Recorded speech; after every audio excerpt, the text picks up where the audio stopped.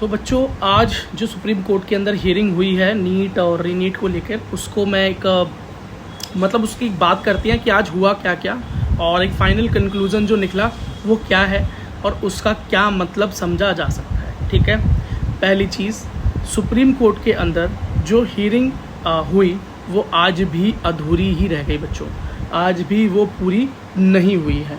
अगली डेट दे दी गई है बेटा 18 जुलाई 2024। तो अगली सुनवाई आपकी इस डेट को होगी।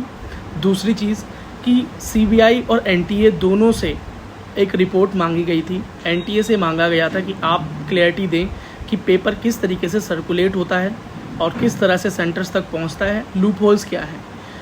तो उन्होंने आईआईटी मद्रास से एक रिपोर्ट बनवाई और वो रिपोर्ट सबमिट कर दी, जो कि साफ साफ बोल रही है कि कोई मास लीक नहीं हुआ है, पेपर आसान था, सिलेबस रिड्यूस था, दैट इज़ वाई इस बार कट ऑफ इतनी हाई चली गई। ये रीज़न उन्होंने दिया है और ये भी बताया है कि जिस जगह पर कुछ घटना हुई है, जैसे पटना और गुजरात के गोधरा में, वहाँ का जो एवरेज मार्क रेशियो है, मार्क्स का रेशियो, वो अदर स्टेट से कम है। तो ये बताया गया है कि अगर मास लीक होता तो ज़्यादा मार्क्स वहाँ होते as compare to other states, ये एनटीए ने बोला। सीबीआई ने भी अपनी जो रिपोर्ट थी वो सबमिट कर दी। सीबीआई से ये पूछा गया था कि जी अगर ये एग्ज़ाम, नीट का एग्ज़ाम लीक हुआ है तो ये किस तरीके से लीक हुआ है, इसका एक्सटेंट कितना था, कितने लेवल तक ये लीक हुआ और उसकी वजह से कितना इम्पैक्ट पड़ा कट ऑफ के ऊपर। क्योंकि एंड में यही देखना था कि इस पेपर को कैंसिल किया जा सकता है या नहीं, क्योंकि बार बार सीजीआई जो माननीय जज हैं सुप्रीम कोर्ट के श्री चंद्रचूड़ जी, उन्होंने बार बार यही बात मेंशन की कि 23 लाख बच्चों की, 23 लाख से भी अधिक बच्चे हैं एक्चुअली, कि इस बच्चों के फ्यूचर का सवाल है और उनकी मेंटल हेल्थ का सवाल है और भी कई परेशानियां हैं जो उनको झेलनी पड़ रही हैं। लेकिन कोई फैसला आया नहीं। सीबीआई ने भी जो रिपोर्ट सबमिट की है उसके अंदर वो मास लीक को प्रूफ नहीं कर रही है वो रिपोर्ट, इस तरह के बातें सामने आ रही हैं। खैर, पूरी तरीके से तो बात क्लियर हुई नहीं है, 18 तारीख को क्लियर होगी, आज ही हो जानी चाहिए थी।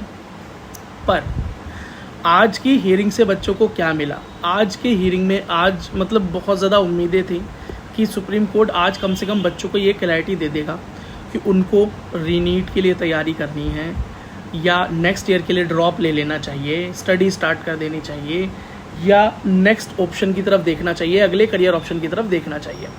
ये सारी चीज़ें थी, लेकिन इस बात पर कोई क्लैरिटी आज भी नहीं मिली।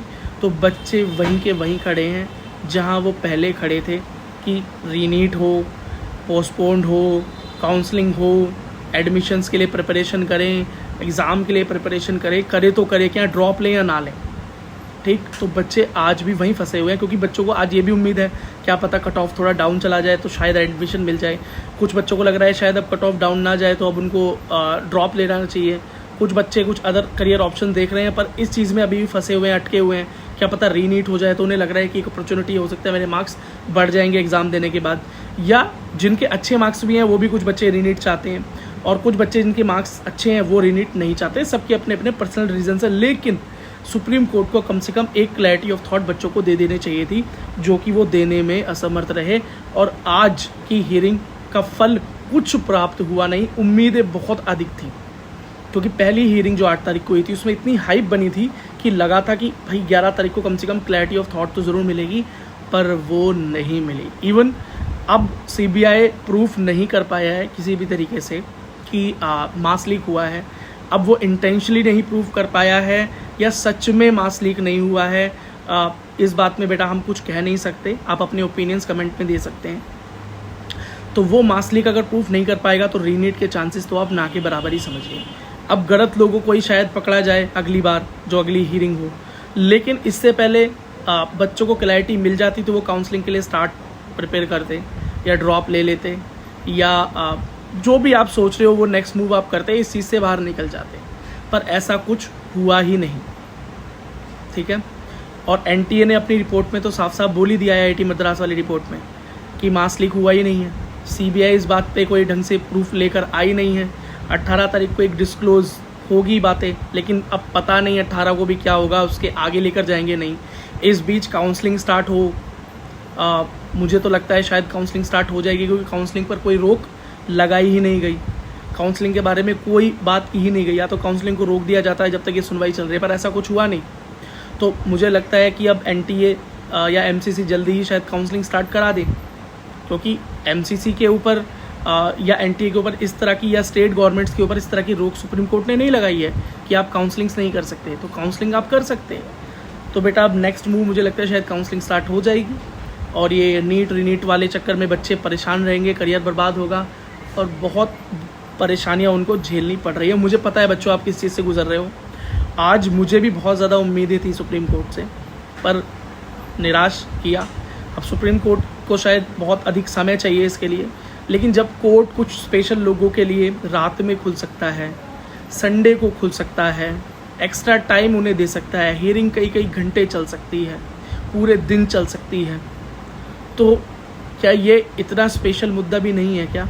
24-25 लाख बच्चों की जो ये लाइफ है या ये फ्यूचर जो है, ये इतना भी ज़रूरी नहीं है क्या? आप एक क्लैरिटी ऑफ थॉट दे दें, ताकि पेरेंट्स, घर वाले सब अनसर्टेनिटी के अंदर फंसे हुए हैं।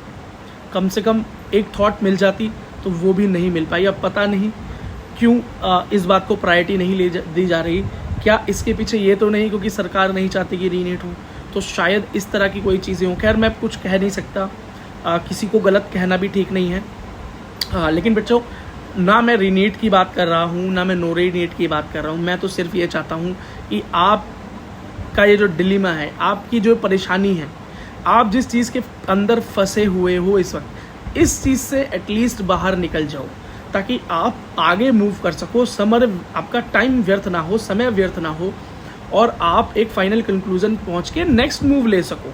यही मैं चाह रहा था, यही ज़्यादातर लोग भी चाह रहे थे कि कुछ ना कुछ क्लैरिटी मिल जाए, बट वो मिली नहीं। तो बच्चों बहुत दुख हुआ। अब क्या ही उम्मीद लगा सकते हैं किसी से। मैं कट ऑफ वीडियोज़ ला रहा हूँ बच्चों, अब कट ऑफ वीडियोज़ देखना आप स्टार्ट कीजिए। अगर आप पहली बार मेरी वीडियो देख रहे हैं तो कट ऑफ देखना शुरू कीजिए। जिन कट ऑफ्स को मैं आपको दे रहा हूँ बेटा, ये यही इंक्रीज्ड मार्क्स वाली कट ऑफ है, इंक्रीज कट ऑफ ही है, क्योंकि डाउन होने की मुझे कोई चांसेस अब दिखाई दे नहीं रहे हैं, क्योंकि अब मास लीक हुआ ही नहीं है, एक सेंटर पर ये चीज़ें हुई हैं। अब ऐसा बोल रहे हैं, सुप्रीम कोर्ट सुन रही है। अब अगर CBI कोई इस बात को काटेगी ही नहीं, कोई एविडेंस देगी नहीं, क्रॉस एविडेंस, तो सुप्रीम कोर्ट को ये बात माननी पड़ेगी और ये बात यहीं पर स्टॉप हो जाएगी। तो फिर तो बेटा आप काउंसलिंग ही नेक्स्ट स्टेप है, आप काउंसलिंग के लिए तैयार हो जाइए। खैर बेटा बहुत दुखी है मन, मतलब बहुत दुखी है मन में, बहुत ज़्यादा। ठीक है, समझ नहीं आ रहा कि बच्चों को क्या जवाब दूं, जो बच्चे क्वेश्चंस पूछते हैं उनका क्या जवाब दूं। मैं तो बस बच्चे यही बोल रहा हूँ, आपके नंबर अगर ठीक हैं तो कट ऑफ चेक कर लो। अगर वो कट ऑफ में आप आ रहे हो तो काउंसलिंग के लिए प्रिपेयर कर लो। अगर नहीं आ पा रहे हो और लगता है कि अगले साल कर सकते हो तो ड्रॉप लेकर तैयारी करो। मोड कोई भी हो सकता है, ऑनलाइन, ऑफलाइन, पेड बैच, जैसा भी आप करना चाहो। और आपको लगता है नहीं ये मुझसे नहीं हो पाएगा, नीट में इतने मार्क्स मैं नहीं ला पाऊँगा, ये मेरे लिए नहीं है, तो फिर आप अदर करियर ऑप्शंस के लिए जा सकते हैं। ठीक है, बहुत करियर ऑप्शंस हैं बेटा आपके लिए, जिसके अंदर अच्छा खासा पैसा, रेपुटेशन, सारी चीज़ें हैं। अब वहाँ जाइए, वहाँ पर अपनी एनर्जी लगाइए, क्योंकि अब इसके अलावा तो कुछ और बचा है नहीं। और बेटा नेक्स्ट ईयर ड्रॉप भी तभी लेना जब आपको लगता है कि आप 650 प्लस या 650 के आसपास नंबर ला सकते हैं, है ना। इस साल अगर कुछ गलतियाँ हो गई हैं तो उन्हें आप सुधार सकते हैं, लेकिन आपको लगता है कि आप अपना मैक्सिमम ले चुके हैं, इससे ज़्यादा हो नहीं पाएगा, 650 शायद ना क्रॉस हो पाएँ, तो फिर बेटा आपको ये जगह छोड़कर किसी और जगह पर मूव करना चाहिए, अपनी एनर्जी वहाँ लगानी चाहिए। एक अच्छा ब्राइट फ्यूचर आपकी वेट कर रहा है। ठीक है, यही मेरी बड़े भाई की नाते बेटा आपको एक सलाह होगी। वीडियो को अंत तक देखने के लिए धन्यवाद। मिलते हैं अगली वीडियो में। कमेंट सेक्शन आपके लिए खुला है, कोई सवाल है, कोई सजेशन है, कोई ओपिनियन है तो कमेंट सेक्शन में आप बोल सकते हैं। चैनल को सब्सक्राइब कर लें, क्योंकि बेटा नीट की काउंसलिंग और एडमिशन में पूरी हेल्प मैं आपकी करूँगा, free of cost. Thank you.